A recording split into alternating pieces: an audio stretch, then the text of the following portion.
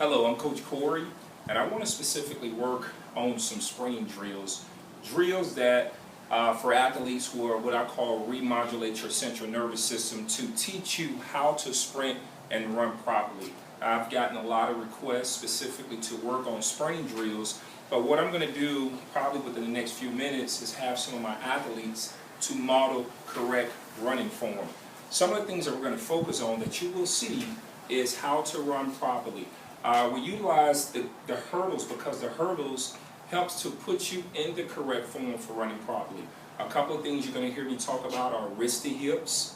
These are some of the things you see because in order for a sprinter to run effectively and efficiently, we must synergistically move in the same direction. So we're going to have wristy hips. You will see knees up because when most sprinters run, you want to make sure that your knees are up and your toes are pointed up. And when you strike on the balls of your feet. Again, the drills are wristy hips, synergistically moving in all the same direction, knees up, toes up, and you're striking on the balls of your feet. Some of the mistakes that athletes make specifically when they're sprinting or running is that opposed to running effectively, they don't run effectively because when they run, they pull from back here, meaning it elongates the stride and takes longer to get the foot down. But with the drill that we're going to do, what it's going to work on is to teach athletes how to strike quick. How to strike quick with the heel touching right into the behind and back down, or right into the glute and back down. Heel, back down, which helps an athlete run effectively and efficiently. So in the next few minutes, we will go over the drills to demonstrate. All right, hello. So going back specifically and focusing on the drills that are needed in order to develop quick twitch muscles, I have one of my athletes, and what we're going to do is demonstrate a drill specifically.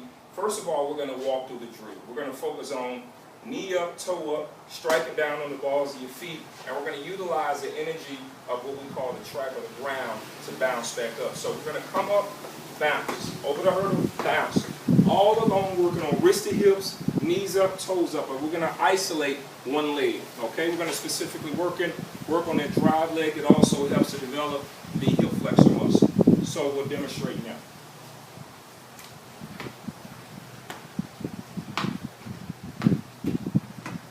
All right, we're going to go one more time.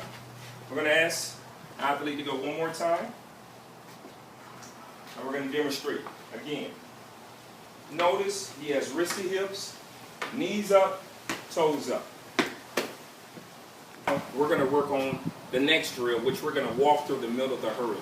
What we're going to do is help to work on the mechanics of running properly. And the things that I want you to look forward to is, or look for when you see him go, is wristed hips. He's going to have knees up. Then he's going to follow through with tucking that leg and coming back down, putting himself in a position of power to run fast. We're going to walk through it, and then we're going to come back on the next one, and we're going to trot through it. Okay? So at this time, I'm going to ask for the demonstration. What we want to do is notice we're focusing on wristed hips, knees up, toes up. Now, one of the things that he did incorrectly that we're going to do better on the next one is that he had the feet down. When you run properly, that foot down, you want to get that foot up, tuck it tight, and put yourself right back in a position to run. So we're going to correct it, and we're going to do it again. Notice the back foot is tucked, and the running form is correctly. Thank you. All right, so let's put it all together. We isolated the leg, then we specifically walk through it, working on knees up, toes up, wristed hips. We basically walk through it. Now we're going to trot through it. We're going to put it all together. The whole purpose is remodulating your neurological impulses, teaching you how to sprint, and doing what we call muscle memory, training the muscle, the quick twitch muscle. The hallmark of validity is consistent, reproducible results, and statistics show that they take a person hearing and doing the same thing 25 times before it resonates. So what we're going to do now, we're putting it all together. We're working on the mechanics, wristed hips, knees up, toes up, and we're going to try through it, working on a cycling form as though we were sprinting. Okay, so we're going to ask our athlete to demonstrate again.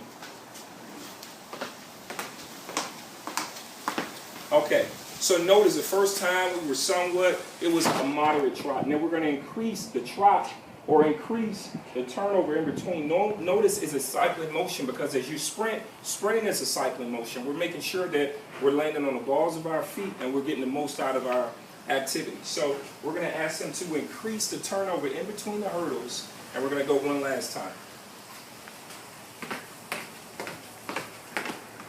Great job. So these are some of the drills that you can work on to really and truly increase your speed, to remodulate your neurological impulses, to develop those quick twitch muscles. Again, I hope you enjoyed this video, this film. These are some of the things that you can do with your athletes. Of course, there's only a few hurdles here, but you can have a flight of 10 hurdles and go through these drills, and there's a numerous amount of exercises and specifically sprinting drills that you can do here to really develop and get your athletes where they need to be at. Thank you.